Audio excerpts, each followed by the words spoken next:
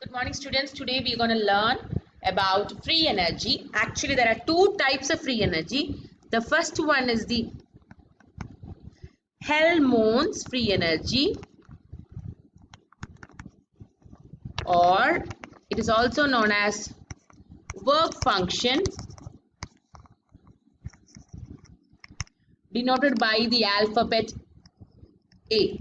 And A is actually defined as U minus Ts, where U is the internal energy, T is the temperature, and S is the entropy. As you all know, all these three functions are state function. As a result, A will be also a state function. Now consider a state 1 where the value of these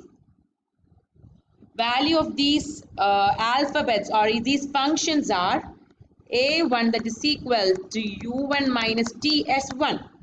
This is equation number 1. Now consider state 2 at the same temperature. So the values of this may be a2, that is equal to u2 minus ts2. 2. Now 2 minus 1 will be giving us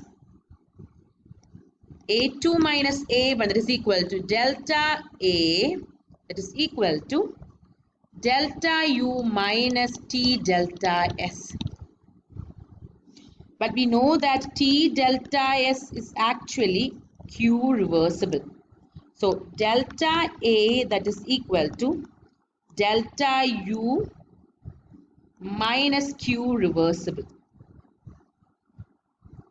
According to first law of thermodynamics, you know that Q reversible is equal to delta U plus W reversible. So I'm substituting this in the above equation. We will get delta A, that is equal to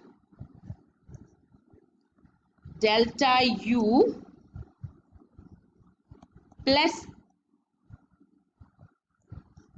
it's not plus actually, I'm sorry, it will be minus. So we are substituting for it, minus delta U plus W reversible, or delta A, that is equal to minus W reversible, or W max. So what do you mean is that delta A, that represents the decrease in Helmholtz free energy, is actually equal to the maximum work that can be obtained under reversible and isothermal condition, and this work includes all sorts of work, including the work of expansion. Okay, now what we are going to do is we are moving on to the next free energy, that is Gibbs free energy, denoted by the alphabet G, and G is defined as H minus Ts. Again, G is also a state function, so we can write as G1, that is equal to H1 minus Ts1, and in state 2 at same temperature the equation becomes G2 is equal to H2 minus Ts2. 1, 2. 2 minus 1 we will get delta G, that is equal to delta H minus T delta S. Here we know that delta H is actually defined as delta H is equal to delta U plus P delta V. Okay, now what we are going to do is we are going to substitute this equation here. So what we will get is delta G, that is equal to delta U plus P delta V minus T delta S. But just now we have learned that delta A, that is equal to delta U minus T delta S. So substituting that here, what we will get is delta G, that is equal to delta A plus P delta V.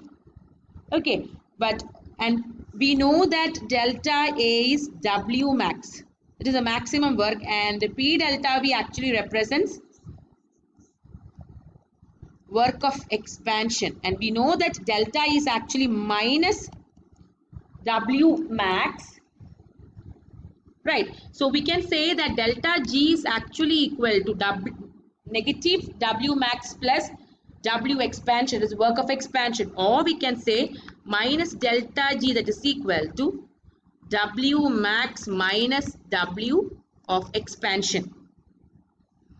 Or this above equation shows that decrease in free energy at constant temperature and pressure corresponds to the maximum work, that is reversible work, other than the work of expansion that is available from the process. So these are the two important free energy, that is Gibbs free energy and Helmholtz free energy, that you have to learn in this session. Thank you.